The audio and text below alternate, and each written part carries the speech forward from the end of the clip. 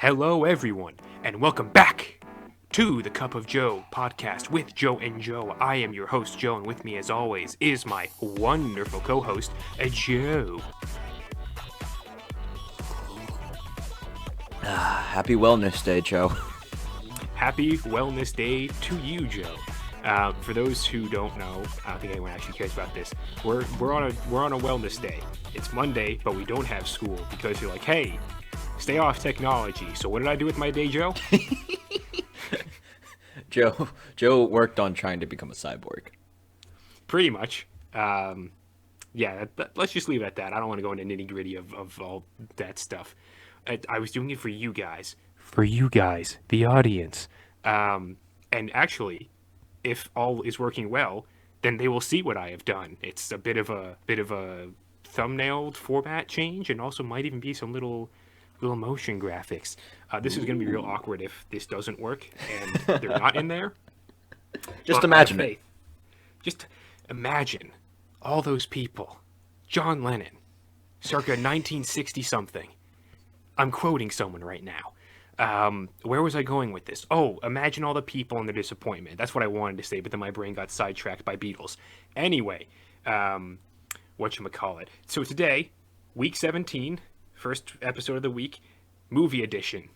And as you can tell by the thumbnail and by the thumbnail is also the video in air quotes that you're watching. Treasure Planet.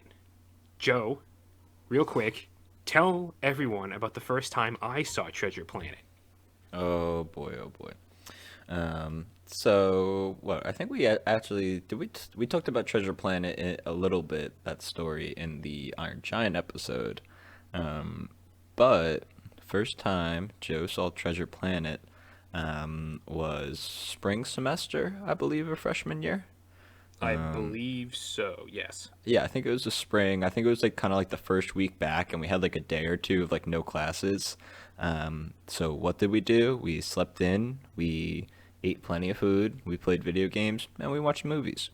And I recommended Treasure Planet because Treasure Planet has been one of my favorite movies since I was growing up, especially when I was younger. It was big time favorite. And we got together in one of the lounges at our school, and we watched it, and Joe loved it. And I am forever happy that I was able to share that with him. All right, one, don't ever speak about what I love ever again. And two, you're absolutely dang right. I friggin' love this movie. I remember seeing in the, whatchamacallit, remember when you would take that ancient brick of plastic out of the cardboard box and then shove it into an even bigger brick of plastic, and then you would hear the whirring of tapes, and then you would get like coming soon to video and DVD on the Magic TV box? You know, I think I have a recollection of that. Okay, wonderful. Because every time I would pop in like the 3 videos that I watched when I was 7 or 8 or whatever the hell my age was back then, it would always be the shot that started from really far away, and it looked like the crescent moon. And then it would slowly start panning in, and then, like, ships and debris would start flying by the screen. And as you got closer to the crescent moon, it was revealed it was actually, like, civilization, and there were buildings and ports and all this stuff. And my little brain was blown, Joe. It was just gray matter everywhere, and I was like, oh my god, this looks incredible. And I never knew what it was for. I think it was a teaser instead of an actual trailer, and I don't know if the title clip just wasn't really in it or whatever, but I just remember being like, that looks awesome, and then never having any idea of what it was and never following up on it. But now, as an adult, as a fully functioning adult child, I have seen it, and I love it. It's just so good. It's funny, or maybe not funny. It's interesting seeing you experience this movie at an older age, where for me, this movie has so much nostalgia towards it. My family, when I was younger, I think we talked about it before, going to like the VHS store down the street, and like every Friday we would rent movies and stuff. But we also had a huge collection of VHSs. Like that was our thing. And my mom loved getting any Disney movie, especially the animated ones, because she knew I loved animation, especially like she knew how much I loved like Pokemon and Yu-Gi-Oh and stuff like that. So like anything animated, I was interested in. And I don't think I don't have a memory of seeing this in theaters. I do have a memory of having the actual physical VHS, which I think is somewhere in my garage. I probably could find it. But I remember this was watching this all the time with like my parents when I was, what, I don't know, maybe like 6 years old, maybe seven. It was one of my dad's favorite movies. I remember they did, McDonald's made a bunch of toys for them, and As they do. I had all of them. That was another thing about my family. We always had like McDonald's toys. Like we would collect all of them, and I'd play with them all the time. And also, Joe, I'm not sure if you've ever had this, but did your mall ever have like a Disney store? Um, my mall. I never went to the mall that much as a kid, but from what I can remember, I don't recall any there ever being like a Disney specific store in the malls that I went to like Interesting. twice as a child. Okay, okay. So going to the mall was big when I was younger. That was always like we again going to see movies, getting pizza, anything like that. And the in the mall there was the Disney store. Like Disney owned it and they sold all the Disney merchandise. And so they had this when Treasure Planet came out. They had all the toys, Joe. I mean everything, and I wanted them all. I had not a remote control one, but a toy of Jim on his sail type of thing. It's so cool. It's one of Where my favorite design things in any sci-fi movie. I love the solar glider or whatever the hell it is. Yeah, it was like a toy where like you like clicked it into something and you pressed it and it like rolled around on the ground. I had a version of the map that you could hold, and you Could could you like actually open up. spin it and like You press couldn't do diodes and all stuff? of it. You could do like a Ah, little bit, and it would like open up, and it would like make a noise. eh. But I hey, wanna I wanna spin it. I wanna press the buttons. I mean, when I was younger, that was better than nothing. That actually reminds me of like when I got my Ben 10 Omnitrix when I was younger. Oh, Having that toy. don't get me started on the stupid Ben 10. They're all bad. All the Ben 10 Omnitrix toys are bad. They never work the same way it does in the show. It's terrible. I hate it. Well, I agree with you. They don't, but I just remember being younger and absolutely loving that. But basically, I had everything Treasure Planet, everything, everything, everything, and it was just always one of those movies that I knew was going to stick with me, and hopefully, maybe one day, down the line, I would love to like, if I have kids or something, show them this movie because this it's so nice to cozy up, just sit down, watch this movie, not a cup of Joe, maybe a cup of hot cocoa, and this thing's great. This is Treasure Island in space. That's literally it. It's just Treasure Island in space. I'm pretty sure the directors of this movie, who like again the story of this film, like the actual filmmaking of it, entirely separate episode on its own. There's a Oh my wonderful, goodness. wonderful bread sword video. Um, People go watch that. I might even link it in the description Do if it. I remember to Yeah, do yeah, that. I should definitely. do that. But yeah, like the entire making of this movie was a feat in itself. And then, if you believe some of the rumors and other facts, Disney fucking buried it. But we're not here to talk about that. If you want to learn more about that, go see the Bread Sword video on Treasure Planet. Um, what we're here to talk about is going to be far stupider and involves mostly just our opinions. Which is the only thing that matters in the world. Obviously. Um, One thing that I noticed, like hopping just into the film as is, the the jokes in this movie, especially between Dilbert and Captain Amelia, they're way more adult oriented than I realized at first. Like the first thing I think the first thing that Dilbert says to Amelia when she's like dressing him down and like fixing his weird Iron Man diver suit thing is he turns to her and he's like, I can manage my own plugging, thank you. And then there's like a pause where he kind of like realizes what he says and then the scene moves on. And I paused the video right there and I was just like, wait a minute. Did he did what? What? What? There's a What? plugging Joe, there's a plugging joke in this Disney movie. Yeah. Yep. Dude, I was gonna say that the comedy is okay. Some of the comedy is hit or miss. We'll talk about Ben later. Yes.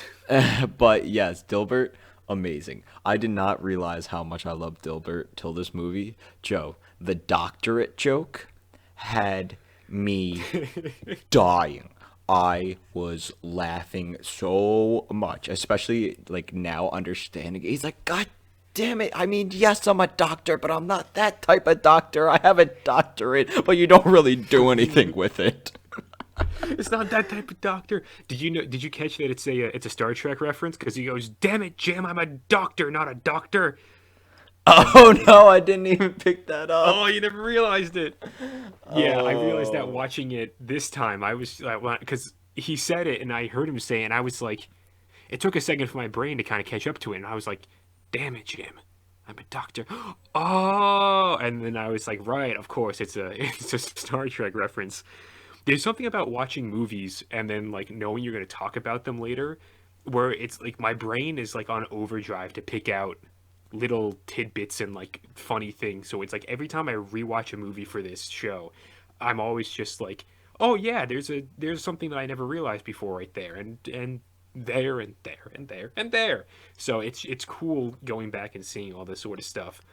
Also, Captain Amelia's vocabulary, holy Christ, it is second to none. It is so good. Yeah, The shit that she her says. her and Dilbert really really good character relationship, like super funny together. Like for me when I was younger, and even like when I watched it, I think with you freshman year, like I didn't pick up on it. I'm like, oh, they're just side characters. Like what I care about is Jim and Silver. But watching it last night, I was like, oh my god, those two are awesome. They're so very good. The I just want to read. I literally pulled up a list of quotes before we started this, just because Oh I boy. love going through them. Yeah, one of my favorite is when Amelia's talking about the crew to Dilbert and Lieutenant Arrow or Mister Arrow, whatever his name is in there. And she goes, "How did I describe them, Arrow? I said something rather good this morning before coffee." And then Mr. Arrow says, "A ludicrous parcel of driveling galoots, ma'am." And she goes, "There you go, poetry." And I'm like, "Oh my god, Mr. Arrow is an entire hype squad, and it's just that their dynamic is great." And then when he gets murked by spider scorpion evil dude with a red face, I don't remember his name. Uh, I'm just like, no, come back. You're supposed to be the second in command for a reason. You're the hype squad. You're the hype squad. Yeah, the Mr. Arrow was great as well, and I remember being younger, and when he died, I remember being like, no, like it actually like resonating with me, like, oh my god, he's dead. I'm like, not Mr. Arrow. Like I actually like can remember being young and actually like feeling sad that this fate character died. And that, I mean, it showed you how good of a movie it is that you can make like what, a 6 7 year old really care about this stuff. And that's the big thing with this movie, that and one of the things I've written down, that the characters are really good, and not just like the characters of like who they are, like their essence, but also Joe, these character designs.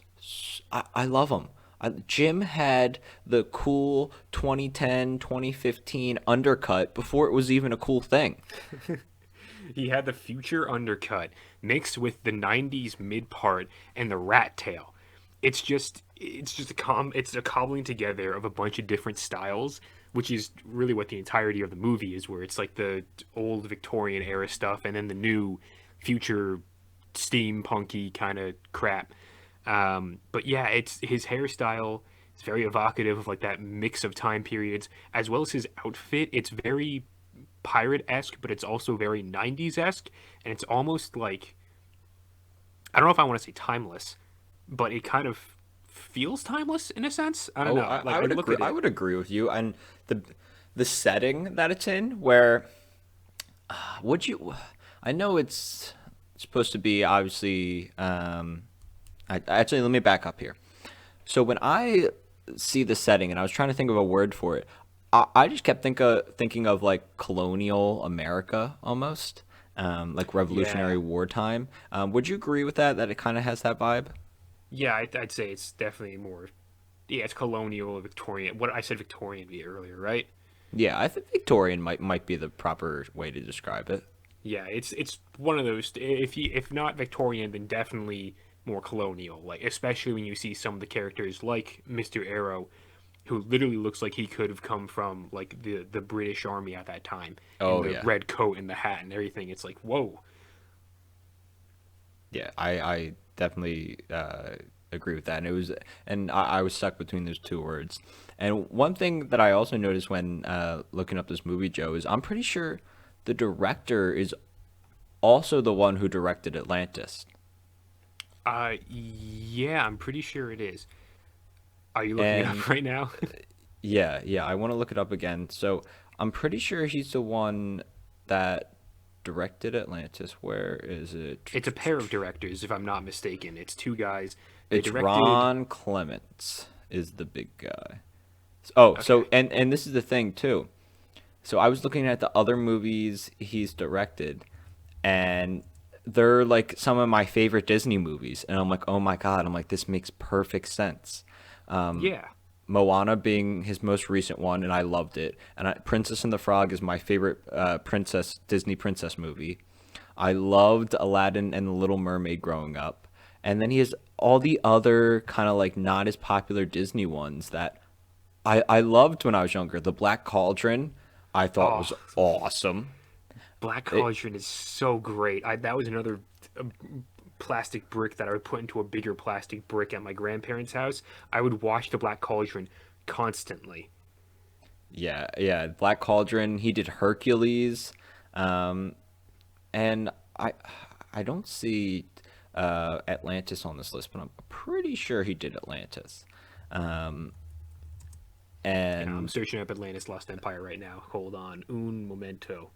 No, that's another pair of directors. That was Gary Trousdale and Kirk Wise. So they're not the Oh, same okay. people. Okay. Well, even then, if he didn't, if I got that wrong, still like realizing that this guy made a lot of the other movies, Disney movies that I liked, it was kind of weird realizing that because he has a lot of the movies he makes is really unique, and that's what I love about Treasure Planet is that even though it's just Treasure Island in space, it feels extremely unique. Whether it's the character design of everything, the way the world looks, the use of CG in the movie, even like all the like the space animals, if you'll call them that. Um, they're it's just awesome. Seeing it in 2021, still I thought was fantastic. Yeah, I would completely agree. The look of the CG in this movie, like while it's noticeable, it's not really bad. It's just kind of like, oh yeah, it's CG, and then you move on because I think it works really well. The space whales that you see in the beginning when they first take off from Oh port yeah. and they just go flying through, it looks great. The is the map when it shoots out all the laser beams and everything, is that CG or is that traditional animation? I thought it was because it looked a little weird, um, but I'm not 100% sure. Yeah, I couldn't really tell, but I think that speaks to if it is CG, blended perfectly. But yeah, the hologram stuff in this movie, you don't see a whole lot of it. You see it in the beginning when Jim first unlocks the sphere map thing, And then like later on in the movie when they actually get to Treasure Planet, um, and he like unlocks it, and then you see a little like trail going, and it's like a beacon, and it's just like beaming energy throughout the entire thing. And I'm just like, man, that just looks awesome. Anything hologram wise in this movie, I think looks incredible. And seeing it now, it looks just as good as it did, I'm assuming, back when it came out. Because again, I didn't see it back when it came out. But it just looks great, and I love that. It's a fuck. I'm gonna say it.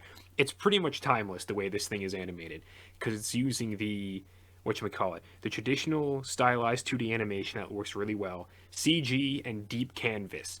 Again, I'm not going to explain what deep canvas is because I don't know entirely too well what it is. It's stuff, but I'm pretty sure Breadsword explains it in his Treasure Planet video where he always talks about the compositing of all that sort of stuff.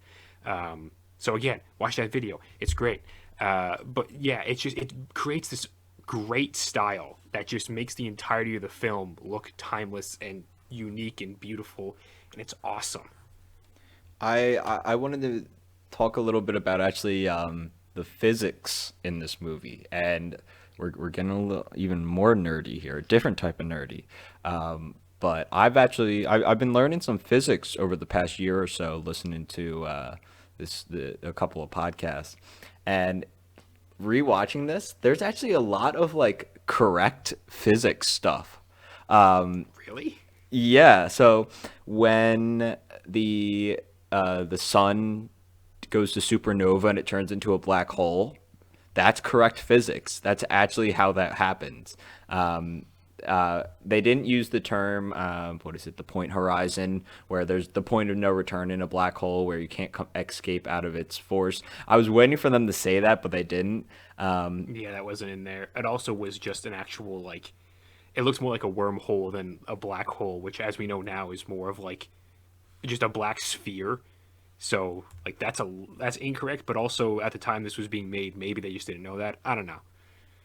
Yeah, just the fact that I'm like, oh my, they're like, oh wait, it's gone to supernova. Oh, it's collapsing in on itself, turning into a black hole. I'm like, wait a minute. I'm like, that's actually pretty right. I'm like, that's kind of cool. And then the other thing was when Jim and Silver go on the little boat and they fly near the comet. This is during the The really montage. and that's what I want to talk about next, the montage. But during that, and when they touch the comet, and it kind of looks like snow is on them. Comets are made out of like have like ice, and they like have huge portions of ice. So that was another thing where I was like, "That's right." I'm like, "That was really good." Yeah, it's great. You see them and you're like, what is that, space dust? And you're like, technically, yes. Also, technically, it's just snow. Yeah, exactly. It literally that's it. It's just ice. But I don't know. It's just little things. Where like watching it now, I'm like, oh my goodness. I'm like, they actually paid attention to the physics here. Yeah. And then just jumping off that, oh man, what I really, really want to talk about, and what I think is one of the best parts of this movie is the montage. And Joe, open it up. Let me hear about this montage. It has an iconic song. I just know the title is I'm Still Here. I don't know who it's. Isn't it by the Goo Goo Dolls? It's by John Resnick, the singer of the Goo Goo Dolls. Okay. That's right. I was like, I know part of it is. But yeah, it's very quintessential early 2000s, but I don't think that's a bad thing. It works really well. It definitely encapsulates a time period. Sorry, too much spit in my mouth.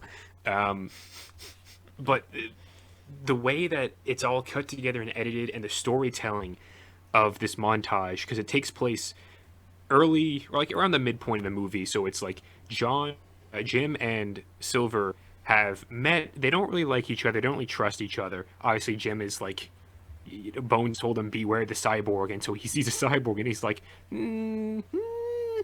and he's just kind of like very iffy of him. And obviously Silver is also trying to keep him at arm's length because he doesn't want him figuring out that they're going to mutiny the entire ship or whatever. But then the song fades in and the montage begins, and you start to see this beautiful relationship forming between a boy who didn't have a father and a man who didn't have a son. Not that he really wanted a son, but now he has like a surrogate son. And it's just this incredible bond forming. And I don't understand really how they did it so well, because it's movies generally sometimes let me speak in a bit more non whatchamacallit. Small brain. Yeah, exactly. My small brain is kicking in right now. Let me talk in non-thing. Just let's talk in the non-thing. Is this the stroke for this episode? This, Is it happening? this is definitely this episode's Public stroke. safety. Yeah, yeah. Get me Can a you go to stretcher. Barnegat? Oh, certainty, non-certainties. Let me talk in more non-certainties. General specificity, specifics. There we go. It took a little while. I broke through it. What was I talking about before this? Movies and what they do generally. They have character arcs, obviously, with characters, and then the bonds that form between those characters sometimes aren't really all that strong. You don't really care about them all too much.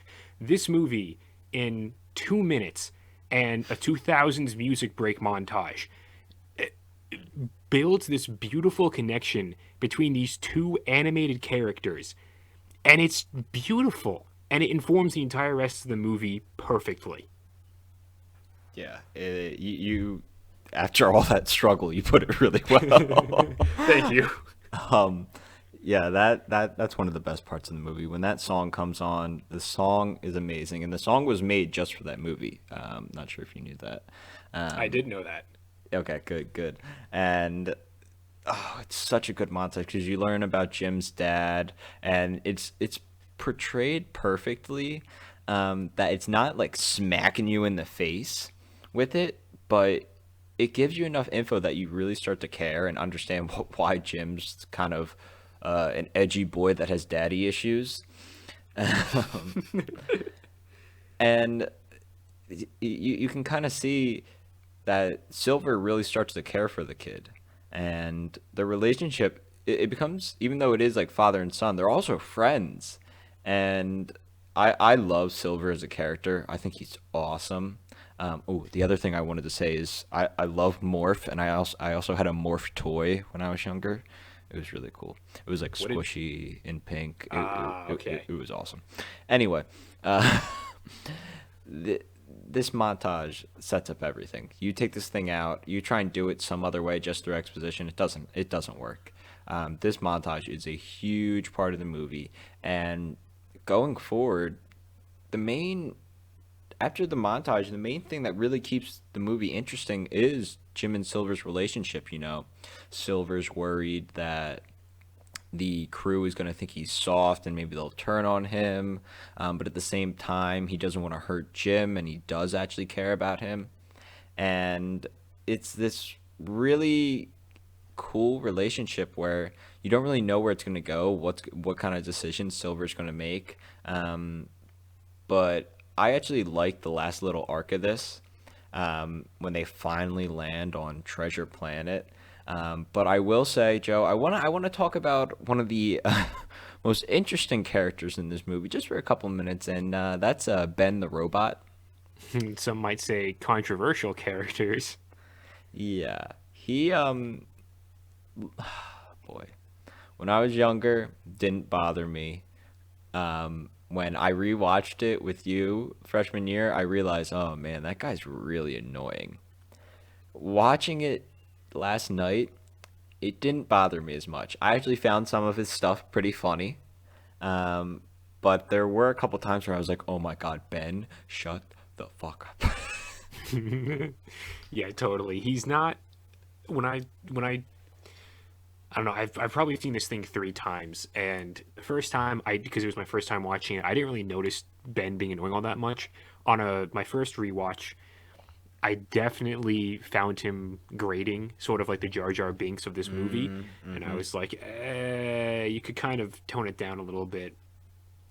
On this rewatch, I'm very much like you, where I'm like, It's not that bad. Like he's nowhere near the level of Jar Jar Binks. He's only in the movie for like the last third, and even then, he's not like a main character. He's just sort of like he's more a plot point than anything.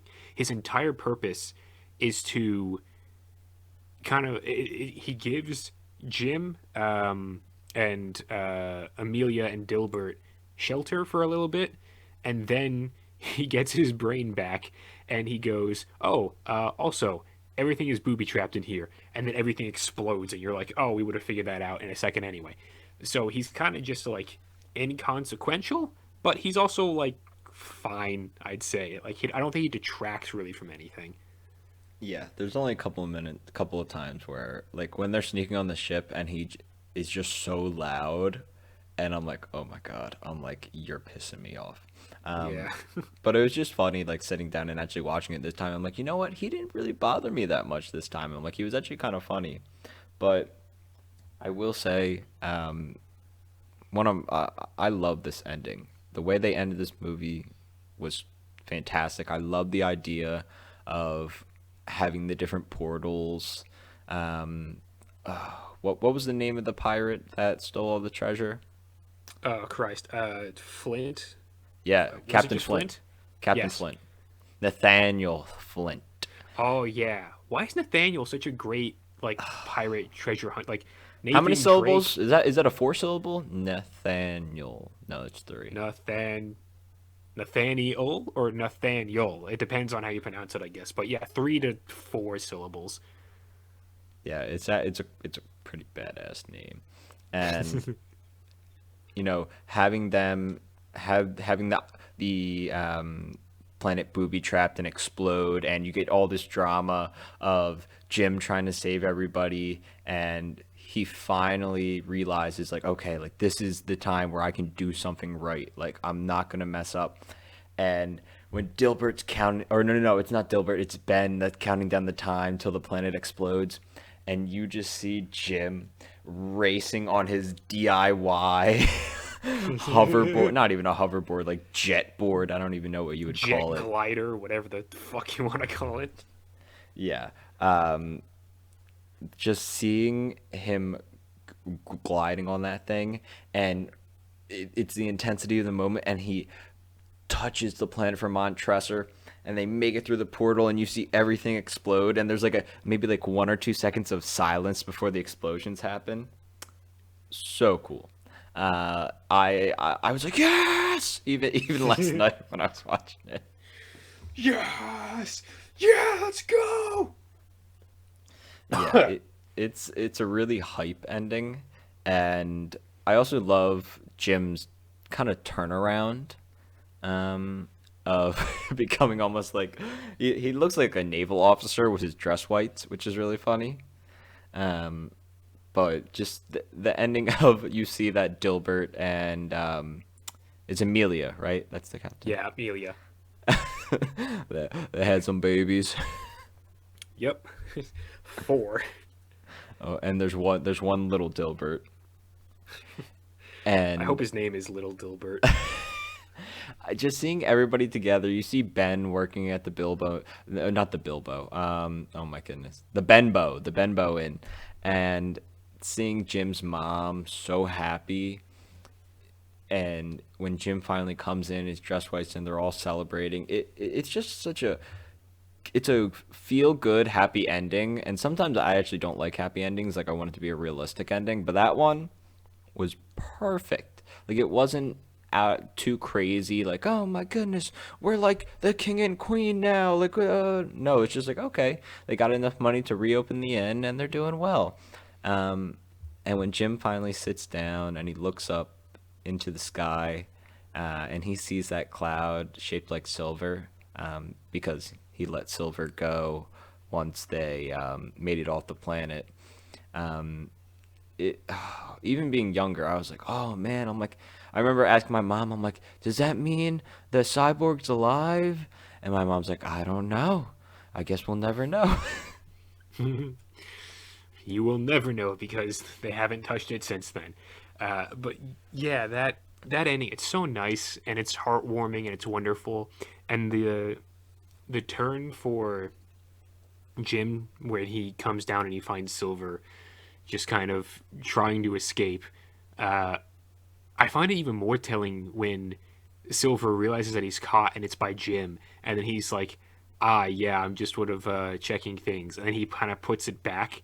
Granted, he doesn't really put it back correctly, but when Jim corrects it, he's just sort of like, "Okay," and he's kind of like he doesn't want to put Jim in the position it feels like where he has to make him decide. But then he eventually does because obviously he's a pirate and he's just like I don't want to be caged up or whatever. But he says it in the sense of like Mort's a free spirit, Mort can't be put in a cage.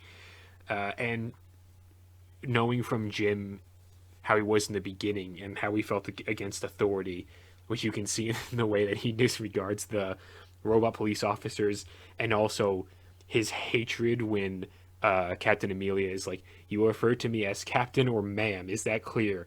And then he just gives her like the evil eye, and you're like, "You don't like authority at all." And then seeing him, and he's just sort of like saying to Silver, he's like, it's probably all right if you go." And he just opens up the hatch, gives him a hug goodbye, and then Silver goes on his merry way, and you're just like, man, Jim's cool. Jim's no narc. Jim's cool, and he grows up to be presumably a pretty good guy. Yeah, yeah. It's such a nice little bow on the ending. And the last thing I wanted to mention about this is that I love when Silver kind of gives his little empowering speech to Jim late at night on the ship, and he tells him, "Oh, you got the makings of greatness in you." I remember my dad loved that line, and he would always say it like whenever, I don't know, if I was like mad about something, he would always like act like Silver and try and do that. And even now, every once in a while, if we're talking about like say Treasure Planet comes up, he'll still say it. So seeing that, watching the movie last night, put a smile on my face. That's great. And it's a wonderful line to say to people. Like if I have kids and I remember this and I show them Treasure Planet, I'm definitely gonna use that line with them and just be like, "Yeah, you got the makings of greatness in you." Unless they disappoint me, and then I'll be like, "Do better," and then I'll still say, "You got the makings of greatness in you," because it's just a great line to use. You'll say it to yourself. Exactly, I'll say it to myself to make myself feel better about being a father to them, and then I'll tell it to them in turn, and Okay. it'll just be a circle going on and on and on until it's all I ever say to my kids, and then they put me in an insane asylum. Yeah, I think I've seen that movie before. Probably starring Leonardo DiCaprio. Good film. Anything else you have to say on Treasure Planet? Oh boy. I think that was really it, man. It's nice coming back to this movie every once in a while. Yeah, it's a nice warm animated blanket, and we've now done two of my animated trifecta of films, and maybe some point soon we'll be heading back to the third one there. But for now, why don't you tell us a little bit about what we'll be watching for next week? Man, I think I take this whole movie picking thing way too seriously. I spend like 40 minutes like making like charts and trying to list and trying to figure it all out. I have all these different ideas. I'm like, oh, do I go for classic? Do I go for an animated movie? Do I go with anime? Do I go with something new? Ba-da-ba-da-da-ba-da. It's just so many options. Um, so I kind of enjoyed how last week I picked a movie that we both hadn't seen before. So I'm sticking with it. Um, Okay. this movie we have both of us have never seen before. I'm positive about that. All right. It's animated again. You're gonna have to break the animation streak next time, or you don't have to. Just keep it animation. I love animation. And and and it's And the first Ghibli movie for what's the the Cup of Joe podcast.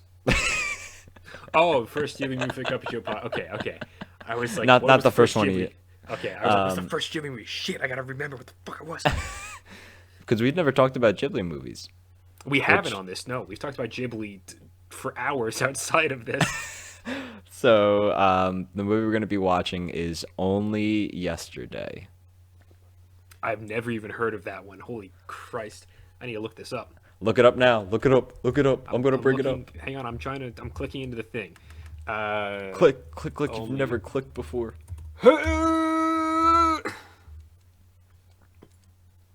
Oh, I've seen this. Oh, my. Oh, my God. Poster.